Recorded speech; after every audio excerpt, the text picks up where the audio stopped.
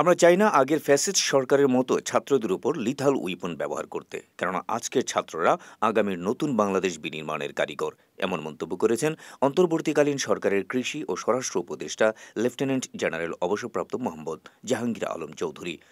মঙ্গলবার দুপুরে সুনামগঞ্জের তাহিরপুর উপজেলার ফসল রক্ষা বাঁধ ও টাঙ্গুয়ার হাওর পরিদর্শন শেষে সাংবাদিকদের এক প্রশ্নের জবাবে তিনি এমন মন্তব্য করেন।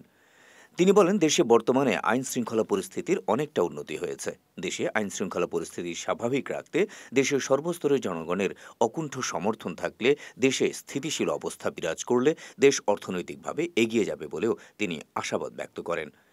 এছাড়া হাওর পরিদর্শনের সময় পরিবেশ, বন ও জলবায়ু এবং পানি মন্ত্রণালয়ের উপদেষ্টা সৈয়দা রিজওয়ানা হাসান বলেছেন, বাঁধ ভেঙে যাতে হাওরের ফসল না ডুবে সেজন্য আগে থেকে ক্ষতিগ্রস্ত বাঁধ মেরামত করা হবে। হাওর উন্নয়নে যে মাস্টার প্ল্যান রয়েছে, হাওর বাঁচাতে সেটির রিভিশন করা হবে বলেও জানান তিনি। এ সময় অন্যান্যদের মধ্যে উপস্থিত ছিলেন সুনামগঞ্জ জেলা প্রশাসক ডক্টর ইলিয়াস মিয়া, পুলিশ সুপার আফম আনোয়ার হোসেন খান সহ সরকারের সংশ্লিষ্ট দপ্তরের ঊর্ধ্বতন কর্মকর্তাবৃন্দ। কৃষি পণ্যের দাম বেশি না, আমি হলো কৃষকরা টাকাটা ঠিক মতো পাচ্ছে কিনা ওটা এনশিওর করতে হবে। মধ্যস্বত্বভোগীরা যেন টাকাটা নিয়ে না যায়। আমাদের সময় দেখা যায় যে বেশিরভাগ মধ্যস্বত্বভোগীরা টাকা পাচ্ছে, কিন্তু আমার কৃষক টাকাটা পাচ্ছে না। তা আমরা এবার এনশিওর করবো যেন কৃষক টাকা পায়, মধ্যস্বত্বভোগীরা যেন টাকাটা না পায়। কৃষকরা সবচেয়ে বেশি দুশ্চিন্তা থাকে তাদের।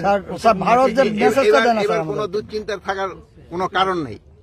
এইবার কোনো দুশ্চিন্তা কারণ নেই। তাকে সব দুশ্চিন্তাই দূর করা হবে। সার, বীজ কোনোটারই সংকট নেই।